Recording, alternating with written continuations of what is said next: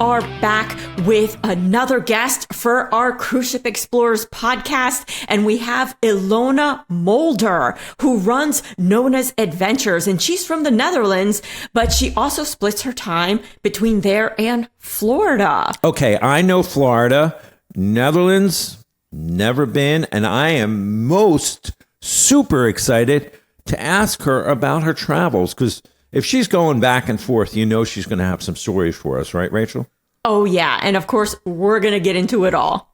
Oh, but before, Rachel, let's just tell everybody each week we're going to bring a new episode, and it's going to be with cruisers, cruise staff, cruise celebrities, travel industry experts, and so much more. You never even know.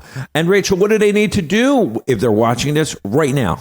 Oh, I mean, we've been talking for a while here, so hopefully they already did. And that is to smash that subscribe button that way you don't miss any future episodes. Smash it like she said. And why don't we get right to talking? Here we go.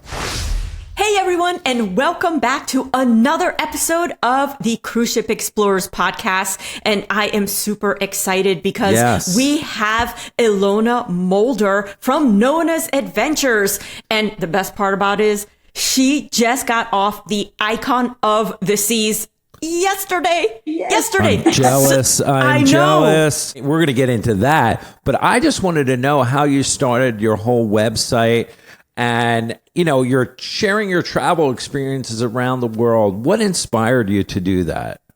Well, I've been making websites and video. Well, videos not that long, but I've made some websites for a long time. Always about traveling, because I've traveled a lot, and that's my my favorite thing to do, right? It's the best. I always wanted to travel. I always wanted to explore the world. And I've been to many places, so I've been very fortunate to do that. And my husband also likes to travel with me as well, so that's a great thing. You have to like it both, otherwise you have a problem. No, yes. And you're fortunate enough to have traveled all over the place. And, you know, when people go, and we're going to tell everybody where they can find you, but when people go to your site, I think I lost a few hours just looking at everything and reading everything and checking everything out. It's so great. I was just curious, like some of your favorite, because you've traveled a lot, what are some of your favorite travel destinations so far you've done? And to give people perspective, she is actually from the Netherlands, but you spend time also in Florida. So you hop back and forth. So when you started cruising, did you do it first from the Netherlands, or was it when you visited Florida and started spending more time down there? Well, we started cruising with years ago with the whole family. So we flew to Orlando. We stayed there for, let's say, a week. We went to all the Disney parks. And then after that, we went on a cruise with the whole family. So that's how I started cruising. And the first time I've cruised with Freedom of the Seas from Royal Caribbean. And I was hooked on cruising. So, but I did a lot of traveling before that. But the first time I've cruised, that was on the Freedom of the Seas, and I really, really liked that one. So that's why, after that I think I've now been to 17 cruises. Wow, that's most great. of them on the Royal Caribbean, but we did some other cruise lines as well with the families. So I've been on AIDA, and I've been on NCL. And one time we've been on the Carnival, but there are some, some things that you do that once and you think not again. Well, you know what? That's why they have so many different ships. New lines are coming out. You know, Virgin is one of them. That's a different type of cruise in and of itself with no children. But you know, with the destinations. Well, first of all, how did you end up? Because now you go back and forth from Netherlands to Florida. What made you pick Florida? Yeah, so we've been to Florida many times. So that started out with the whole family, and I don't know. You have some sort of connection sometimes with a country or a place. Sure. And before that, I've been to Thailand many times. I think about 14 or 15 times. Wow. And every time we went back because, we always had a great time. We always feel at home. And that's something that attracts me when you have to have a sort of instant click, with a country or place. And that's why we keep coming back. But after a while, you think, well, maybe it's time to move on and go to somewhere else. That's why we went to Florida, and I was instantly hooked by by the whole thing. And I don't know. I feel really at home here, and my husband had his own software company, and we sold that a few years ago. And that's why we said, we want to make our dream come true. And that's why we bought a house here in Orlando. So, congratulations. We're fortunate to do that. Yeah. Now you're right next to, Port Canaveral. So now you can cruise all the time. And I know what you mean, visiting so many countries. There are certain countries that just speak to you and just you have an instant connection. I know that for us, that's happened when we get off a ship. There are certain countries that you love the beauty, the food, and it's all great. And then you're like, okay, bye. See you next time. And then other countries that just really hook you in. Just you love everything about it, and everything feels, even though it's a totally different culture, there's something about it that feels familiar or something that's just comforting about it. Like Rachel said, we found many spots that, we just feel connection to, and maybe we'll travel back there a few times to visit it, just because it just feels at home. But some of so you're in Florida, Netherlands. What about destinations when you go on a cruise? Is there any favorite destinations that you've either gone back to or you want to go back to? Well, the most of the cruises we went to the Caribbean. So that's really what I like to do most. And that's, again, when we were on Icon of the Seas last week.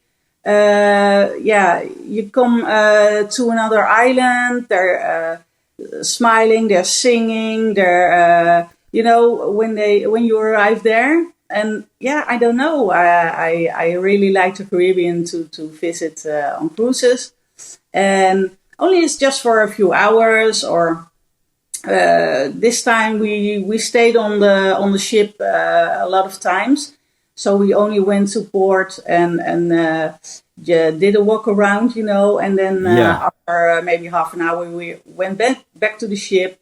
Went to the jacuzzi or to the pool because, no one was there at that time. So that's the best time to go. Nobody's on the ship. No.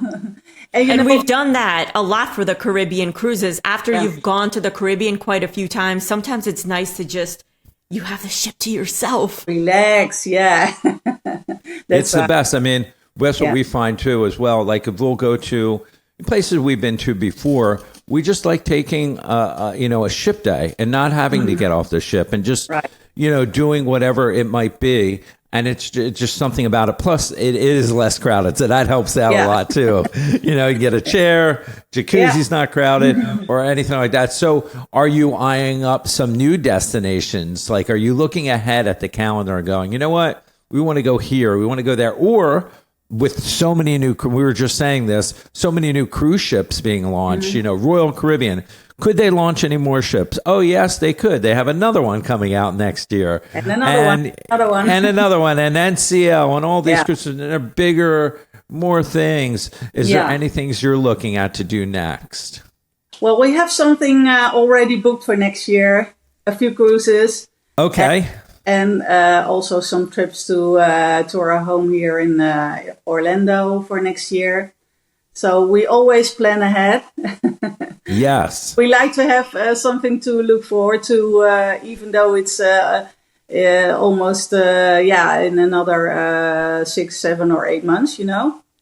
So, But it flies. Yeah, time flies. And, we want to look something to look forward to. And we saw that NCL is launching the Aqua next year. So, yes. Well, that was almost the first thing that we booked for next year. I think in August year. That's going to be exciting. Yeah. Where does that travel to? Oh my gosh.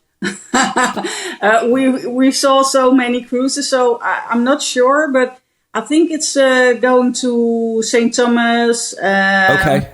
So also to the Caribbean, but I'm not sure more which places we. I think I saw that too, and I think with a lot of the new ships, they like to launch their first travels in the Caribbean, and then after that's done, then they'll take it out and they'll go to some of the other places. We know that we ourselves took the Viva, the Mediterranean, the NCL. Yeah. So, but when it first launched, it was the Caribbean only, and then it went to the Mediterranean. And I even think I had something come across my desk where NCL is now talking about another new ship called the Luna, which they're going to launch. So it's just tough to keep up with all the new ships, and then let alone new ship, but technology on the ship, new restaurants, celebrity chefs. There's just so much going on in the cruise industry. It's amazing. It's really amazing. Is. Yeah, because when we're on the Icon, the elevators, they really work very well. It's Tell us about it.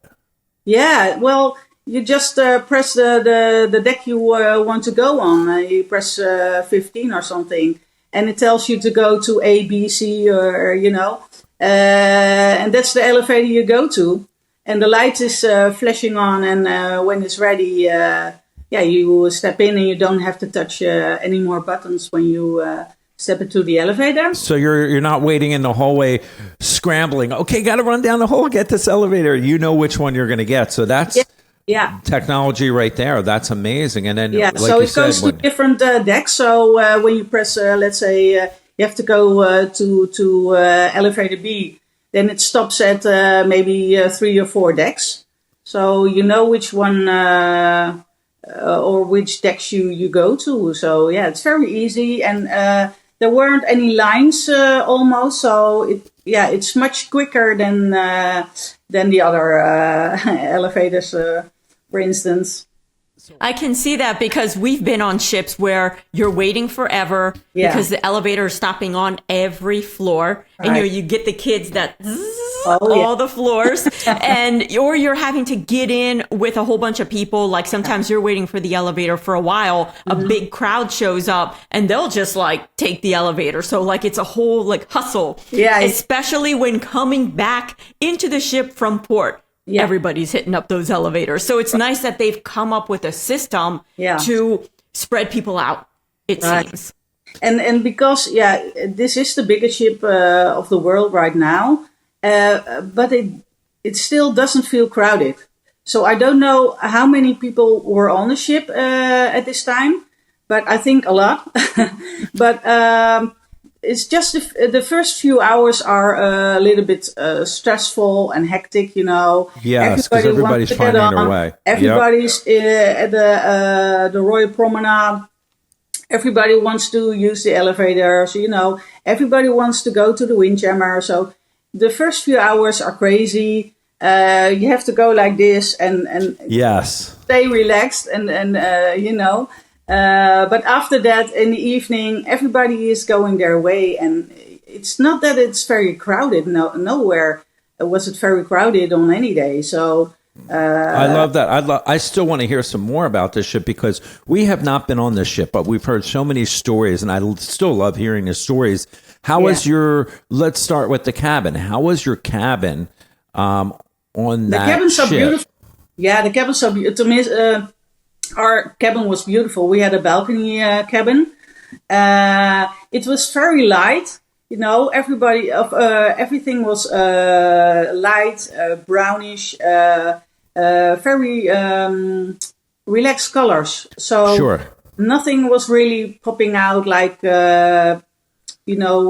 crazy colors or something like that. You think, well, it's a little bit boring. No, it was very beautiful cabins and nice balcony.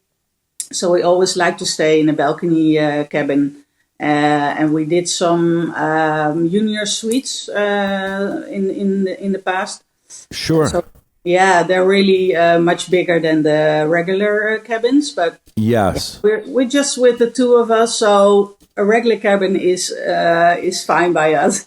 Yeah, no, and that's the thing. I mean, you'd be surprised how much you're in the room. You know, you're usually walking around the ship or going on an excursion, so you're not in your room 100% of the time.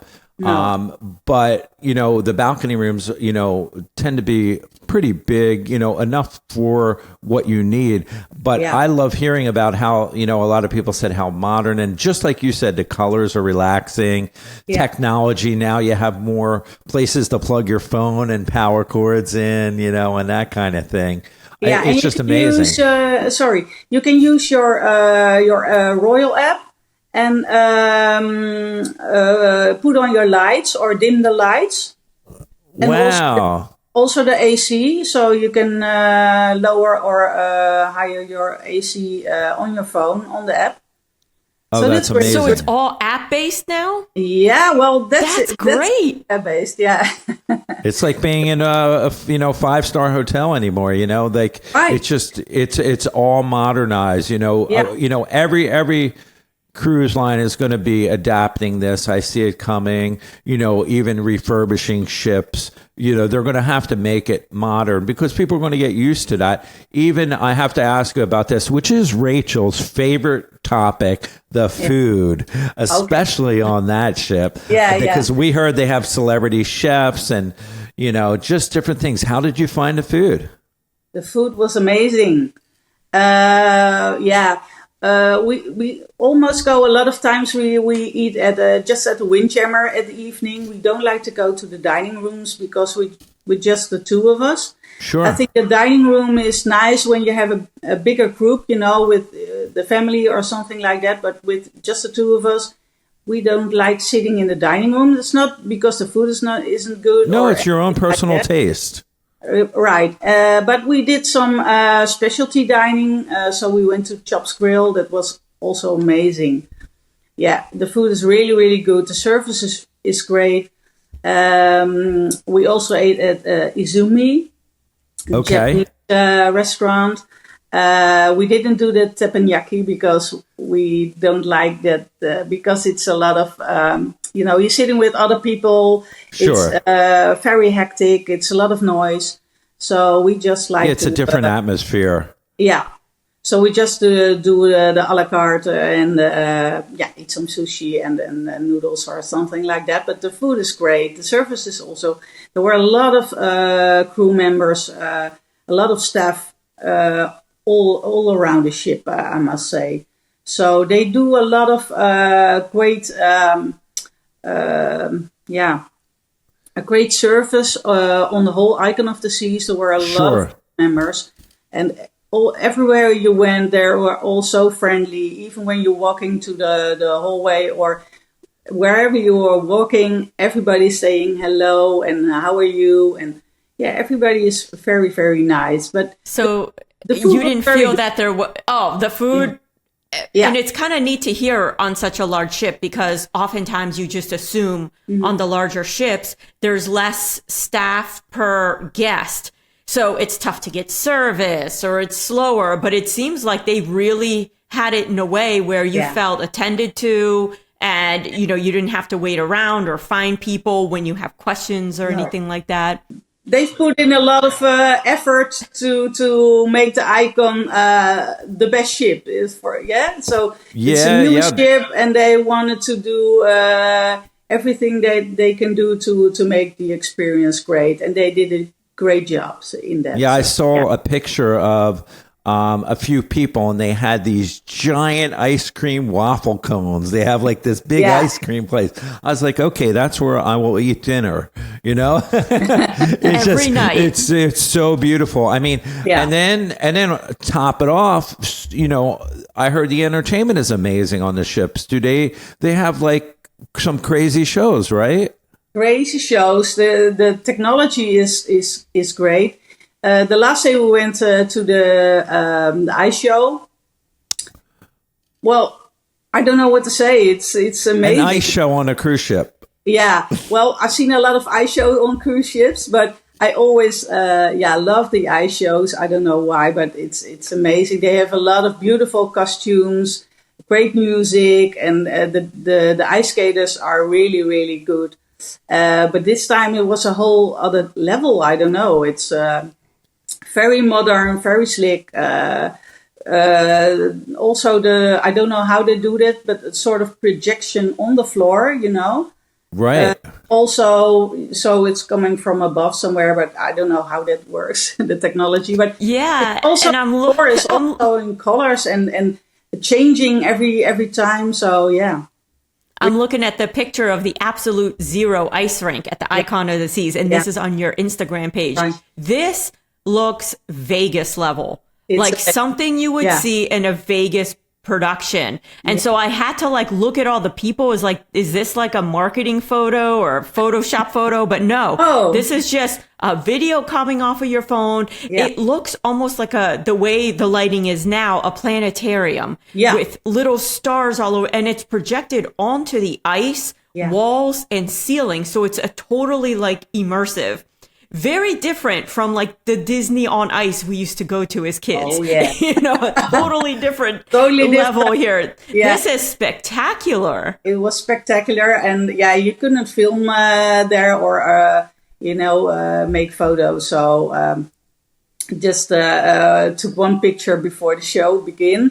But and we also went to the Wizard of Oz. That's how was that? That's one of our favorites. Okay, well, I've seen a lot of musicals. Yes. Okay. It wasn't bad, but I don't know. It was a little bit strange, the music. It was very, how do you say, very hectic. Maybe the show was written a little bit different than you would see at a Broadway, New York Broadway show of The Wizard of Oz. And I do know that there are different presentations of that show. So maybe they wrote their own show, produced their own show, instead of going with a bigger company. That could be, sometimes we've seen that too, where if they produce a show in-house, it's not the same feeling that you get from a Broadway show and how it's written and produced. So, and I think we missed some songs from, which I remember from The Wizard of Oz with, I think it was Diana Ross or with Michael Jackson. Yes, from the original Broadway show. Yes, you're correct. You're right. Yeah, so I missed a few songs and that was the only thing I knew from The Wizard of Oz. I didn't know much about the whole story of The Wizard of Oz, but no, the decor is great. The costumes are great, but the whole experience was, I don't know. It wasn't for I want to see it another time, Right. You didn't walk away. How about, do they have a lot of new bars on the ships? And then with the bars, they usually have entertainers around the bars. Did they have a lot of bars on this ship or places to hang out? Oh yeah, they have a lot of bars, but we're not drinkers. We don't drink alcohol, so. but most of the time we're not on the bar, but now there are a lot of bars and a lot of live music, so we really like that. There are different bands with Latin music, but also 80s, 90s music. A lot of live music and a lot of places where you can sit and hang and or dance or sit at the bar. So I've seen so much. Well, Rachel, write that down. We need to get on this ship. We need to get on the ship because that's our favorite part.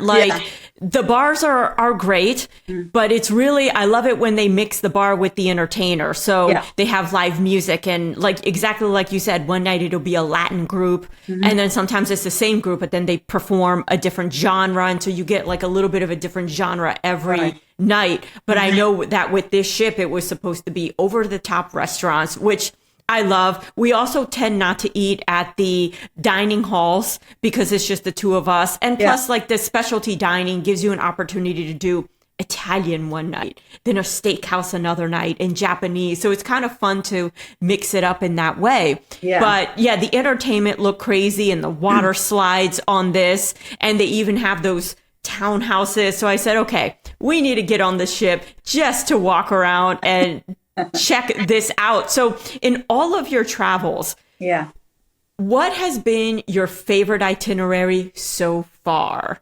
Oh my gosh. Like favorite island. Drum roll.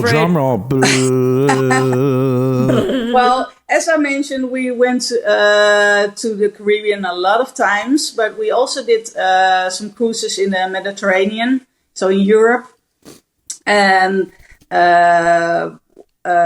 we also did a cruise in Asia, so from Singapore to Hong Kong. That was also very special.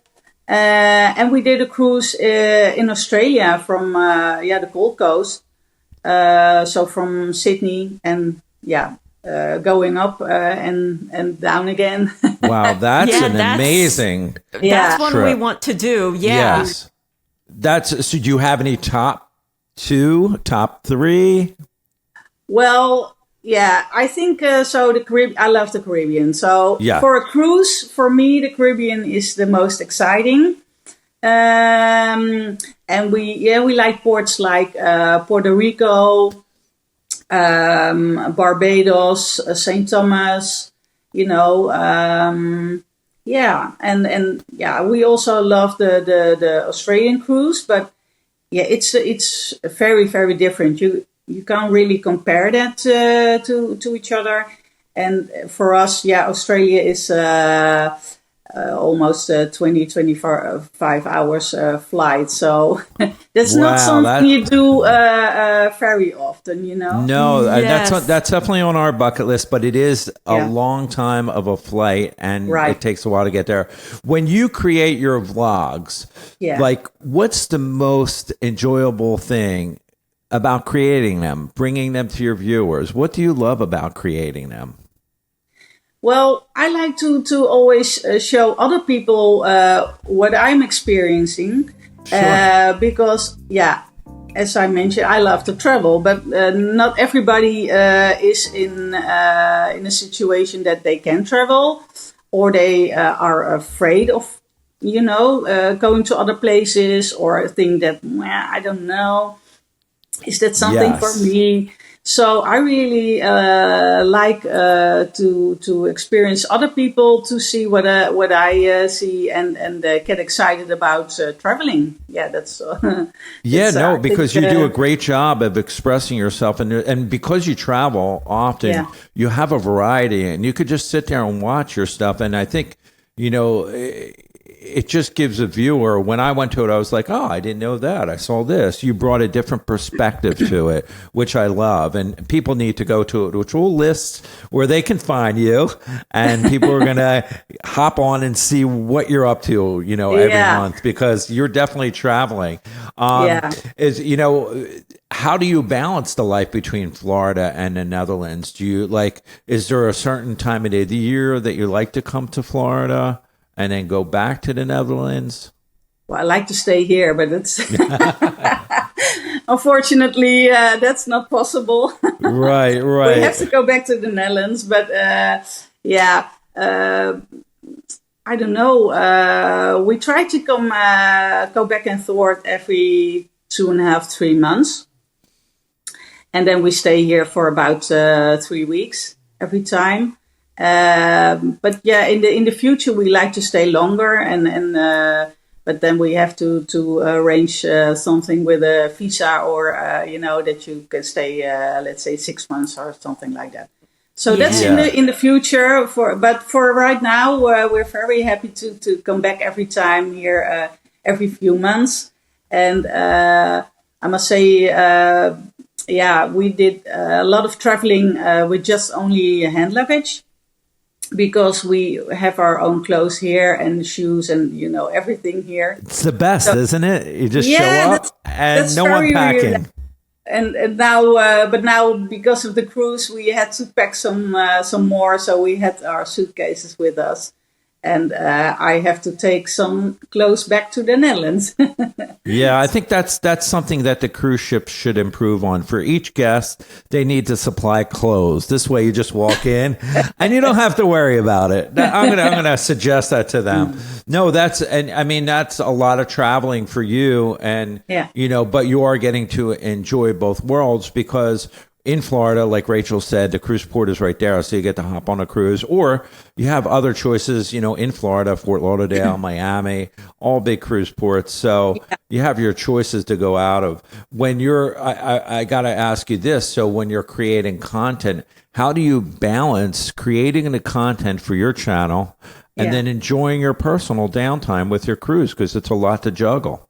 Yeah, and that's a really, for me, a sort of a problem, I guess, because as I mentioned, a lot of people do that for a job, that's they're getting money out of that. And well, for me, it wasn't the first thing I think of starting my channel, but just let other people experience what I see.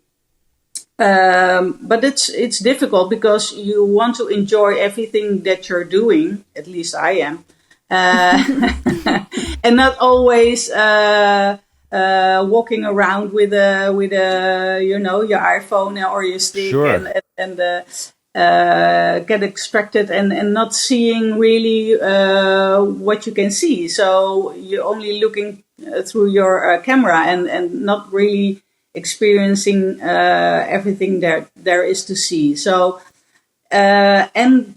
because as I mentioned, I think YouTube is wanting you to put you in a sort of box. So they really only want you to make let's say cruise videos. Because what I'm doing, I'm showing people also when I'm in the Netherlands and doing something, or I'm going to Germany, or I'm going to Belgium, or I'm filming that. But they really don't like that because then it's a sort of algorithm that they say, okay, you're doing this, and that, and that's difficult. We don't know which people would like to see your videos. So, boom. Not a lot of people watching my videos because it's sort of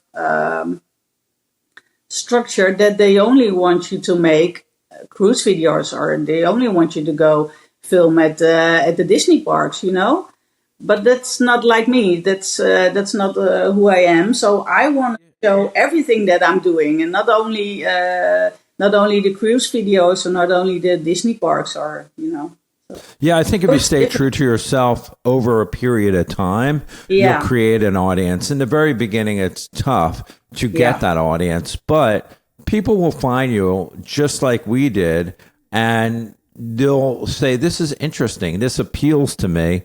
But like you said, YouTube's like, well, let me see how long they're going to do it for and how many videos they're going to put up. They're very structured, what they do. As much as like they're creator friendly, there are certain things, and you've put it exactly right, they put you in a box. So whatever topic you start putting videos up, if you put a topic that's a little bit different, then it's like, oh no, just stay in your box, So it's difficult to have a channel that's wide ranging, because I see that you have videos on Disney. You have videos on a day in Orlando, what to do with your day in Orlando, a couple sites and attractions in Orlando, also videos from the various ports that you've visited. And I think that's important because you got to arrive at your port that you're going to leave from at least a day early. So you want to maximize that day, what to do with that day. Well, that's where these videos come in handy, because you show all the cool things that you can fit into a day. You can mix and match. And even at these ports, someone can look at pictures of a cruise. You can pick your cruise. You can deal shop, all that kind of stuff. But I think a difficult part that's difficult to see is, what excursions do I do, like in the Bahamas? What are the best ones? Or at St. Thomas? So it's nice to see videos saying, hey, look, I went shopping for a day in this city. Check out all the cool stuff I saw. Or, even in Florida, the Wekiwa Springs State Park. And is that a cool place? You can go to the websites and look at the pictures, but it's nice to get a sense for how far it is. How much time do I need at this attraction? So those are all things that, you wish YouTube would reward, because you're giving this breadth of knowledge, but it will. As soon as you start putting up more about Florida and your destinations, it just takes longer for it to see a pattern, but we see it. Well, thank you for that. Because, it's a problem when I'm here. There is enough for me to film and be excited about. But when I'm back in the Netherlands, I think, I know everything almost there, I've seen it all. I've been to a lot of places. And then when you're back home, you think, I have to go back in the car and I have to go drive to a place, half an hour drive or an hour drive. I've been there many, many times. Why should I film there? And are people going to love that? So for me, when I'm back home, it's more difficult to film. That's why I have a lot of time between my videos. Because when I'm here, so now I'm just back from the Icon of the Sea, so I have to make another video about that, of course. But yes. But everything is still sort of new here.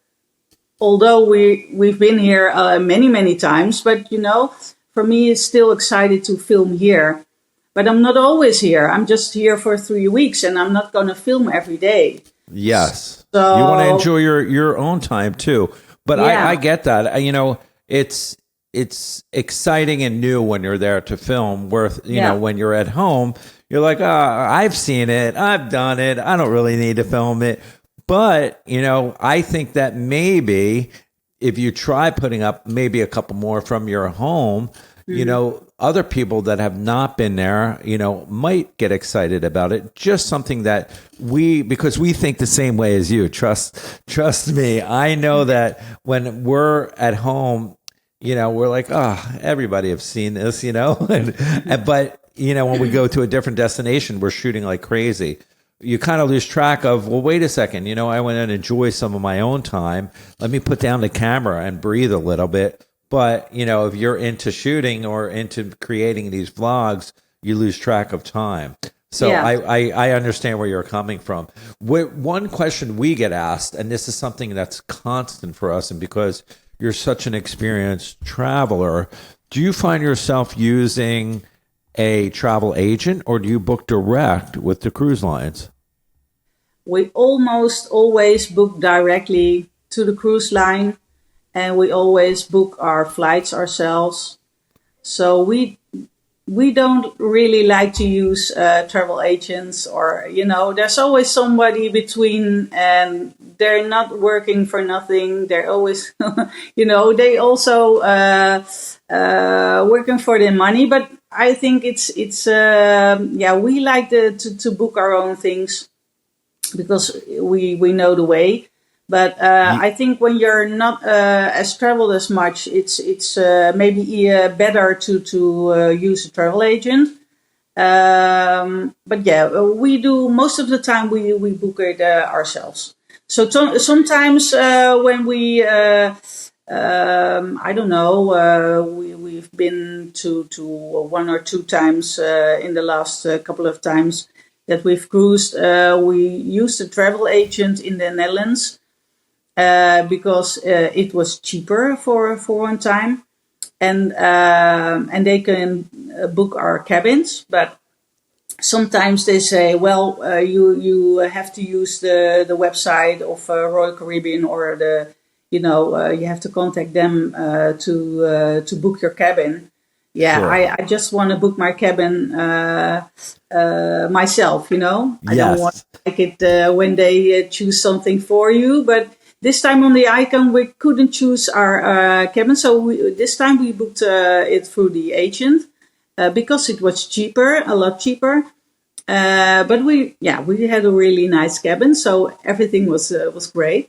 Oh, that's amazing! Yeah, that's like it's like it's people are really split between agents and booking direct, and everybody finds their own deals, here and there, and different times of the years when to book. We just like hearing everybody's experience because it is true. It's like when you find yourself using one thing that works for you, you tend to stay with it, Right. Or if you can get a better deal, like you said, through a travel agency, I'll shift it up a little bit. I'll move over there and I'll use a travel agency, which is, that's what they're there for, to try and get you the best deal and help you out.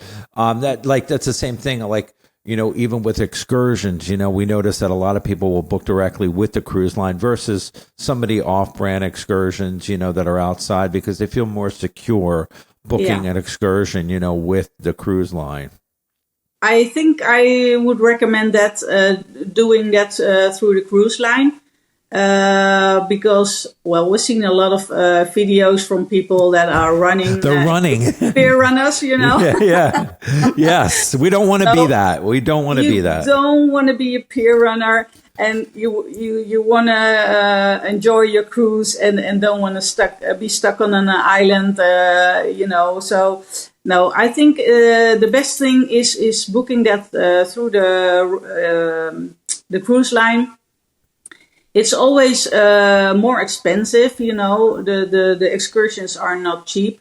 But I think when you just start cruising, I think it's better to do that through the cruise line. But because we already cruise a lot, we don't like to go on that many excursions anymore. So we did just one excursion on Cozumel this time. Sure.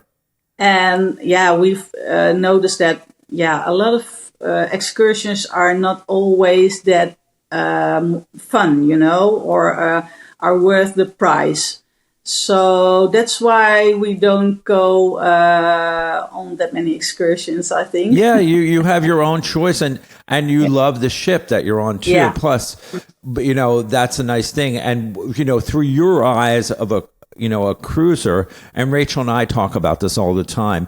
How do you see the cruise industry and evolving? Do you see any new trends coming that you're like, oh my God, they're doing X, Y, and Z. They're marketing to this. Like you've been cruising for a while. How do you think it's changing? How's the industry changing?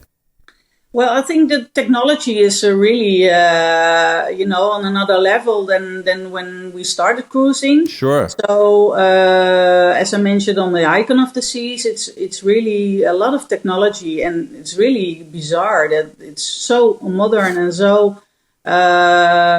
so great to have all this technology on board on a cruise ship. A lot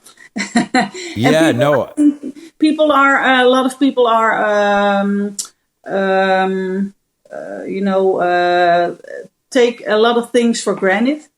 Yes. So a lot of technology, but also the crew on board and also the food on board. That I think a lot of people I've seen a lot of people complaining about food or complaining about this or that.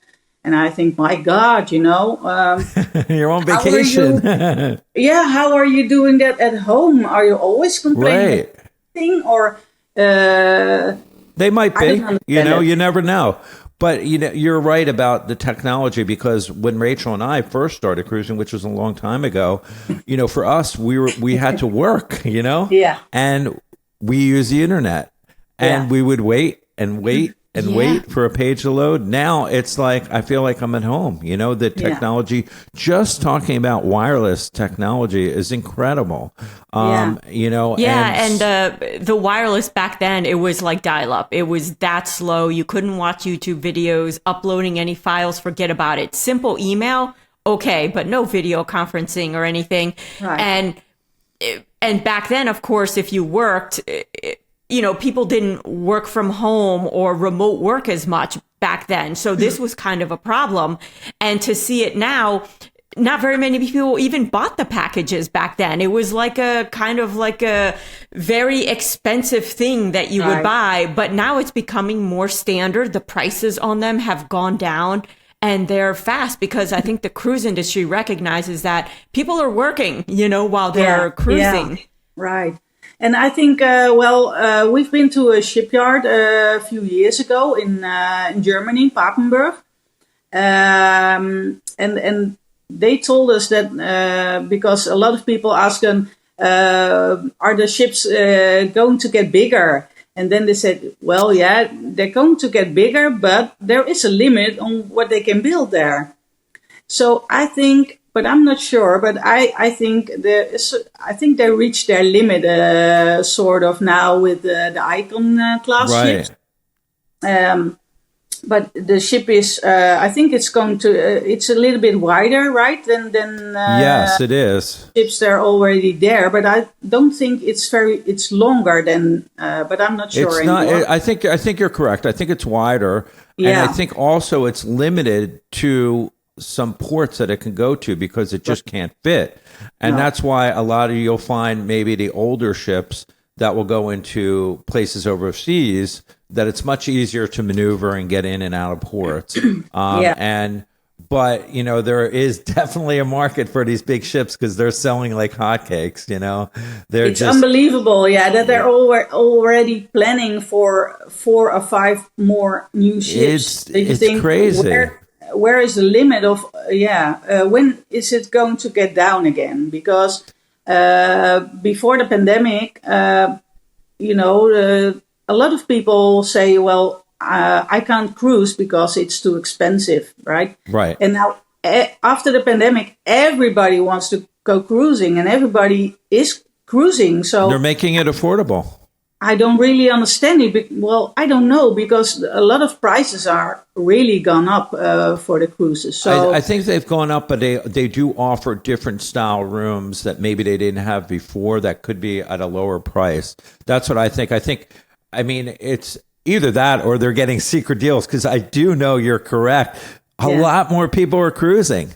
So there's something going on. Yeah, the new ships are not cheap. Yeah, the new ships, when they launch it, the prices are very high for quite some time. Right. So maybe people opt for some of the older ships.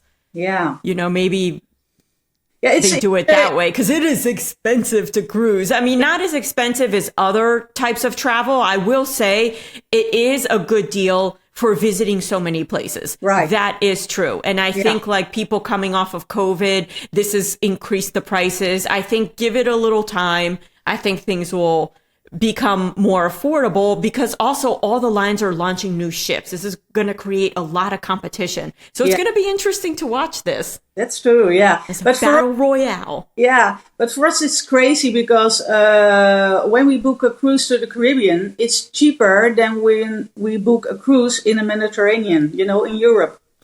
The cruises in Europe are very expensive for us. Oh, okay. For us, it's cheaper to go on a Caribbean cruise than on a cruise to Scandinavia or to Italy or Spain or something like that. And nowadays we have some special people, I must say, who are demonstrating also in Amsterdam. And that's why the cruise lines are saying, okay, then we're not coming to Amsterdam anymore because we have a few $1 million loss because we can't get the people off the ship. Yeah. Right. So that's really crazy. Yeah, they're having to change itineraries sometimes. Right. So it's a little bit in flux. Yeah. But yeah, the Caribbean, I mean, of course, the Caribbean is almost everybody's first cruise. Like that's the one you think about. And I think Caribbean cruises versus other cruises, like you said, are two totally different experiences. The Caribbean cruise is almost built for fun and relaxation. Whereas when we went on a Mediterranean cruise or our cruise to Japan, that's more of an exploration. So every day you wake up, you want to get off the ship, you want to see as much as you want to see. It's almost exhausting. You know, it's amazing. You're in it and you got that high going from place to place and you're all excited. But after that cruise, you're like, oh. Yeah. You need a vacation. You need a vacation from that cruise. Whereas Caribbean, it's beaches, it's lying on the beach. Sure, there are excursions, but they're not like physically difficult. They're not being on a bus for a long time. Right. And for the most part, you can get to a lot of places yourself, hop on a cab and stuff like that. It is definitely more relaxing. So I can see the appeal. Yeah. Yeah, I feel like after the long Mediterranean cruise we did, I was ready for the Olympics. I was trained with all the walking that I did, Let's go. I'm ready. Have you had any surprising or unexpected moments that you've encountered, in your travels? Oh, way too many. Oh, here we go. Let's talk about a couple. What do you want to hear? Give us some juicy stuff, whatever. We always like hearing because, we've seen stuff, like on storms. Cruises. Yeah, storms, or crazy passengers. You get those too. But give us something that comes to mind. Wow. Only from cruising or... It could be from your travels. Okay, well, as I mentioned, I've been to Thailand many, many times, and I've been on a lot of boats. I don't mean cruise ships, but boats. Sure, Small boats. Yeah. Okay, but we went to an island from the mainland, and we went on a speedboat. Everything was fine, and we went to a very tiny island, and it was beautiful beaches, and we were looking for seashells and blah, blah, blah. And we had a lunch there, and then we had to go back to the mainland. And we were halfway on our way to the mainland and out of gas. So we were stuck. We were stuck there, and this very small Thai man was waving with a white handkerchief to the mainland. And we were doing like this on the mainland. Wow, is anybody going to see that? Right. No mobile phones or anything. So I don't know how they do that. But after, I think, 10 or 15 minutes, there was another boat coming. They put some gasoline in, and whoops, we went back to the mainland. That's scary. I wasn't scared at an instant, but I was a little bit seasick after 5 minutes. So well, I would be scared because I'd be looking out, going, "Who's going to see us?" Yeah, And we had the same thing with a little bit taller boat, and we were I don't know where it was in Thailand, but I think it was in the south, and we went on a boat tour, and I think after maybe half an hour or something, there was water coming in the boat. Oh no! And there were a lot of people on the boat, and I think there were a bit too many people on the boat, so there was water coming in. And too many people on the boat. Right? Did everybody get a bucket? Let's go. Yeah, let's get this water out. They took a plastic bucket and they were throwing out the water. So fortunately, there was another boat coming our way, and they pulled us back to shore. So I have some boat. Right there, there's just some stories right there. I mean, we'll save the other stories for the next time we have you on, which we'd love to have you on again, because first of all, you're going to have a lot of stories from your next travels, but these stories, I'm sure, can keep going. So I have, before, Rachel, we're almost out of time here, but I have to ask.